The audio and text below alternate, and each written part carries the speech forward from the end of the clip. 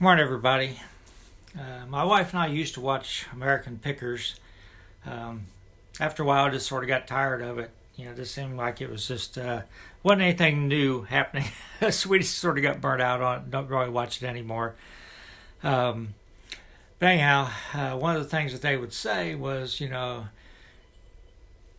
when you see something, if you've never seen it before, you need to buy it because you may never see it again. And that's sort of true. Chessie System isn't really the most popular road name out there. If you want Union Pacific, you can almost guarantee that any new release of an engine is going to be in Union Pacific paint scheme, or CSX, something like that. So when Broadway Limited announced they were going to make an SW7 in Chessie, I went ahead and ordered one. And just got it a couple of days ago. It's the one on the left. That's my Kato NW2 on the right. So I was going to run an operating session with the Kato NW2, which, as you know, is completely bulletproof, runs fantastic on my layout, but doesn't have sound. But I'm going to switch up, and I'm going to use the Broadway Limited engine instead. Now, to break it in, when I first put it on the layout, it just stalled on every turnout. Sounds good, as you'll hear, but it stalled on every turnout. So I cleaned the wheels. I've ran it for about 3 hours on a loop of Unitrack in the garage at various speeds, forward and backwards, and flipping it around so the truck's rotated in both directions. May need to actually run it more. Not sure. I'm trying to wear the stuff off the wheels that everyone talks about. I cleaned the Unitrack with mineral spirits before I did it. And, a couple times I've cleaned the Unitrack. I've cleaned the wheels on this. And it's much better now. It's not stalling. There's one place on the layout it seems like it has a little bit of trouble with. But I'm going to try to run the operating session with it. Just so you'll get a chance to hear it. It's a little loud. Hopefully I can turn the volume down a touch, figure out how to do that. Of course, it hasn't been weathered or anything. So this is pretty much how it runs out of the box. I did go through and clean with my CRC contact cleaner the trouble spots on the turnouts. Again, it had trouble there. It was sort of like the GP40 I had. I could run every other engine through that turnout and have no problems. But this engine did. So whether it has to do with the stuff on the wheels, I don't know. So maybe it'll get better. But again, there's only one spot now where I've seen it consistently have trouble. But I'll just help it through in those spots. Won't edit it out. This will just give you a view of how it runs and how it sounds. And I'll blow the horn and, play the bell and everything for you. It probably has a lot of other sounds too, but I'm not going to worry about the coupler clank and that kind of stuff, to be honest with you. So let me do the startup sequence right now, and then I will, so you can hear that, and then I will stop the video. I'll get the Kato out of the way, put the SW7 in place, and we'll switch Union Spring. So here's the startup sequence.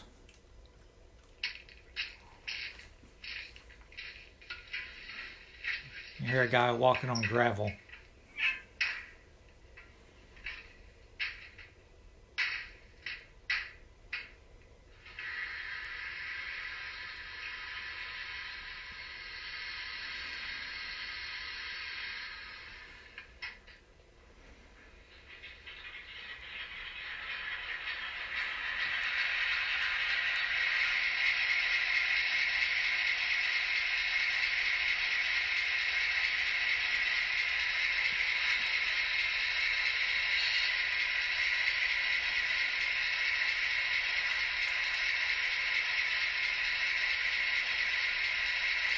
Okay, so let me get set up and we'll do some switching on Union Spring.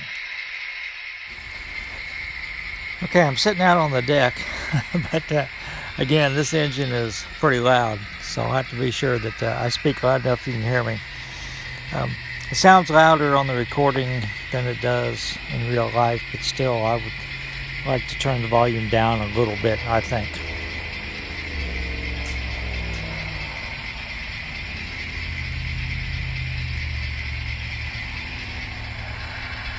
So I actually filmed all in one session, switching union spring and switching wherever, but I'll break them up into 2 sessions.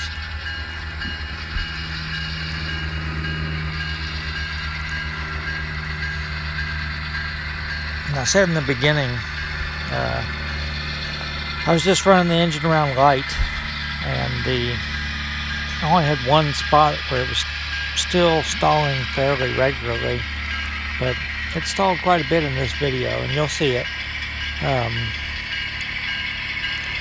Again, I hope that wears off. I'm still trying to break it in.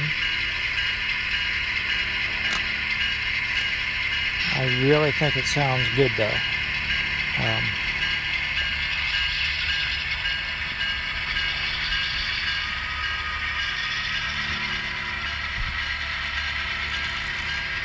A couple of notable things about this. When I was going forward and I blew the horn, most of the time it automatically kicked the bell on, just like it does in real railroads. You know, they come to a grade crossing and they blow the horn, the bell automatically kicks on. There's one time it didn't do that. There's one other time it blew the horn, and I don't know if I accidentally hit the horn button or it just blew on its own. That might actually be in part 2. And then there's another time that, maybe my horn button was sticking, that, it's like I'd let off of it, then the horn would blow again. So, I think that was more in part 2 also.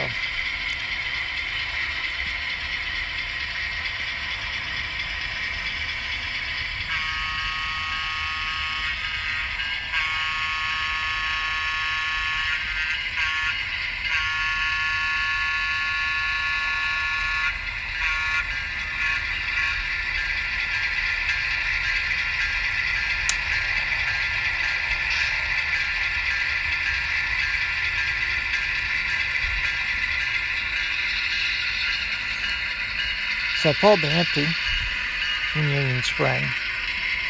I'm going to tack it on to the remaining cars in the train, and then I can spot the full gondola.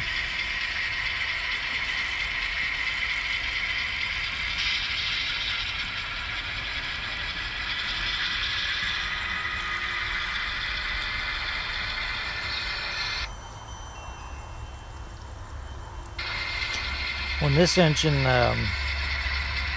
stalls, sound cuts out, it doesn't go through the startup sequence again. It just goes right back to where it was, which I like.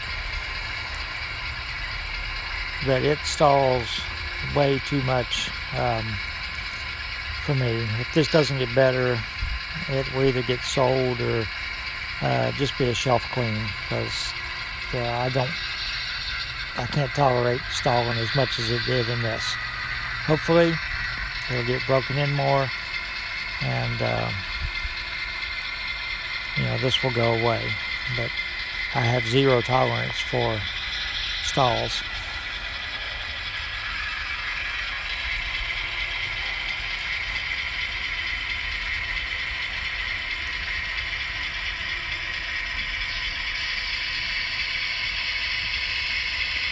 So we've pulled back past the turnout, and now we can push the gondola in.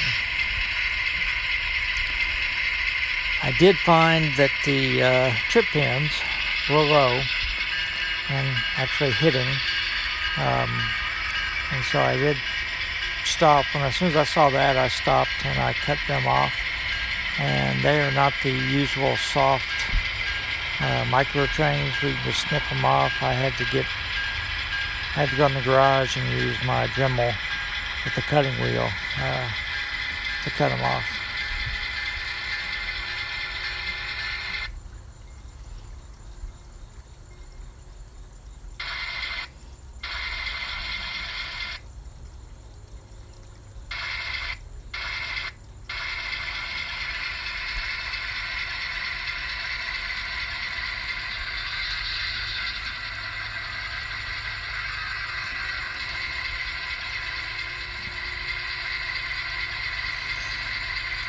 at the end of this video, actually put my Kato NW2 back on the track, and I ran it through the same basically sequence of switches and everything without actually doing a switching of cars, just so you can see that I could switch without ever having touching the engine.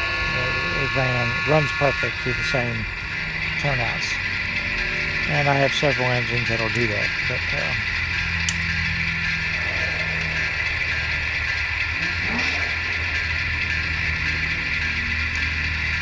so I'm going to go ahead and push the 2 boxcars for wherever through the crossover, and I'll switch wherever actually in part 2, because I wanted to show the Kato engine running, and it'll be a really long video if I put the thing I talked about at the beginning, and then at the end it's going to be pretty long if I try to put that in there.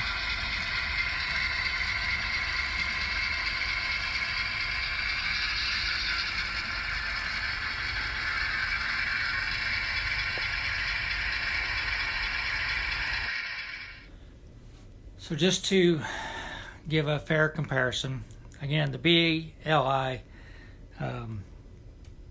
locomotive hasn't been broken in yet. Matter of fact, right now it's running in the garage as we speak on the loop. But this is the Kato engine, and I'm just going to sort of run it in through the same switch, same turnouts that I did the other one at about the same speed. Now the other one would start moving at speed step 1. Kato won't do that. It moves about speed step 6 to get it about the same speed. So I put a couple cars on it just to give so someone say, well, the Kato is not pulling anything and the other one was, and that makes a difference, so yeah. Okay, so let me stop it. I'm not going to recreate all the switching, but I'm going to go ahead and sort of have it run through the same turnouts as the other one. And I've got several engines that will do exactly what this Kato is doing right now. It doesn't stall on these turnouts or anything. So, alright, so that was the Union Spring Spur. So now let's go ahead and pull up. Again, I'm trying to keep this kind of quick, just so, but my point is it's not the track. It may be the interaction between the track and the locomotive, but if I've got 10 locomotives that run fine through the track and one that doesn't, it's not dirty track. It's not the track's out of gauge. It's it's something else.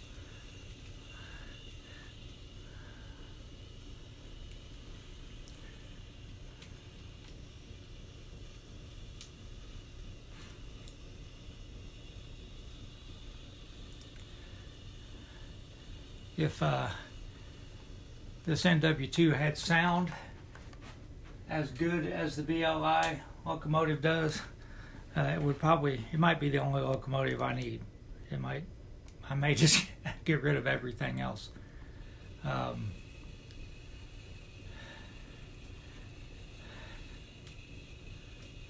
I'd still need the GP7 to switch Oak Hill though. They didn't use switchers in Oak Hill. They used Jeeps. So I'll pull forward and I'll back down the wherever spur. And these are all places that the other locomotive was stalling. And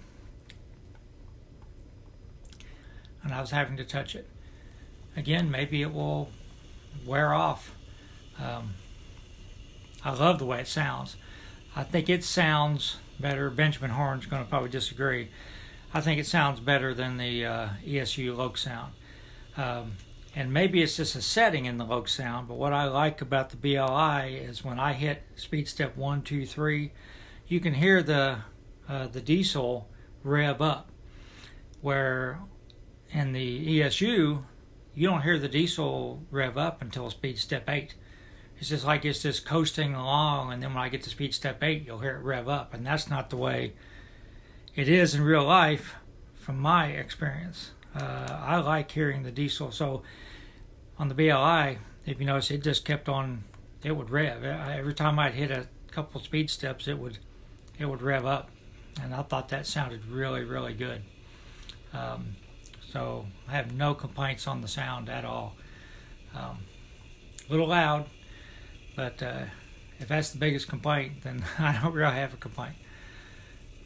Alright, so as you can see, the Kato engine has no trouble through any of the turnouts where the BLI had issues. So I will keep breaking in the BLI and keep trying to run it. Maybe next weekend I'll do some more switching, part 3, part 4, and after it's run a few more hours, trying to get the stuff off the wheels, if that's what it is. So everybody stay safe.